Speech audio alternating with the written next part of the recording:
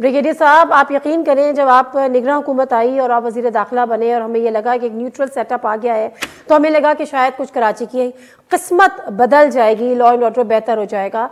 अब ये जो सूरत हाल है, सबसे पहले मुझे बताएं कि मैं किसके हाथ में अपना लहू तलाश करूं, जिम्मेदार हम किसको ठहराएं?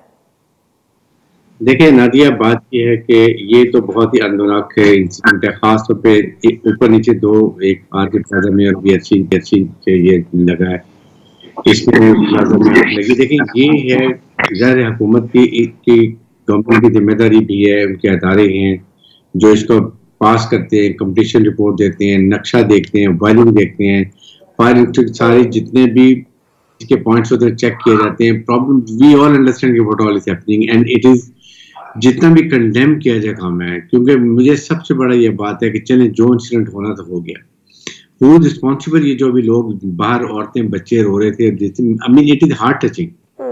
और मैं आई स्टिल फील कि हुकूमत सिंध को साथ जो भी मैक्सिमम कॉम्पनसेशन दे सकते हैं उनसे लेके खुद दें, फिर जो जिम्मेदार हैं उनके ऊपर डालें, और ये उनको देना चाहिए, उनकी जिंदगी की पूंजी है, कोई डाउट नहीं है।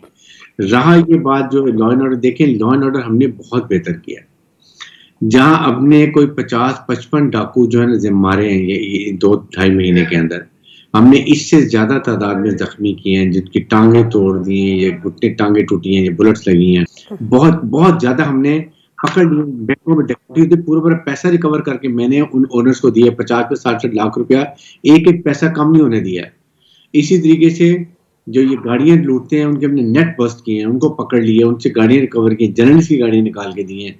द प्रॉब्लम इज के ये एक सोशल इकोनॉमिक प्रॉब्लम भी है। देखें जो बेरोजगारी है, अब नौजवान भी, एक बच्चे के माँ बाप बूढ़े हैं, भाई की तालीम है, बहन की शादी है, वो क्या करेगा जॉब नहीं है तो बैन लगा हुआ अपना, एक क्रिमिनल एक्ट है हमारे पास, I do agree with you, वो बच्चा क्या करेगा। और फिर उसके बाद हमारे पास ड्रग ट्रैफिकिंग कितनी ज्यादा है, इलीगल इमिग्रेंट्स में, अफगानीज ने जो हमारे से ये नशे का। ब्रिगेडियर साहब, आप यकीनन दुरुस्त फरमा रहे हैं, आप यकीनन दुरुस्त फरमा रहे हैं, और जो आप जिक्र कर रहे हैं वो यकीनन आप बिल्कुल दुरुस्त फरमा रहे होंगे। लेकिन मेरे पास जो सीपीएलसी का एक डेटा सामने रखा है, उसमें है कि जो कराची में जराइम हुए only in the month of November 26 गाड़ियां छीनी हैं, 163 गाड़ियां चोरी हुई हैं, जिसमें से सिर्फ 4 बाजियाब हुई हैं। जो बाइक्स हैं वो 694 बाइक्स छीनने के वाकयात हुए हैं, 4000 जो है उससे ज्यादा चोरी कर लिए गए हैं। मोबाइल फोन्स 2272 वाकयात हुए हैं, 25 मोबाइल फोन सिर्फ रिकवर हुए। अगवा बराए तावान के 2 वाकयात रिपोर्ट हुए हैं, भत्ताखोरी के 13 वाकयात रिपोर्ट हुए हैं, शहर कायद में कत्ल की 52 वारदातें हुई हैं। सर आप कह रहे हैं आपने कंट्रोल कर लिया है।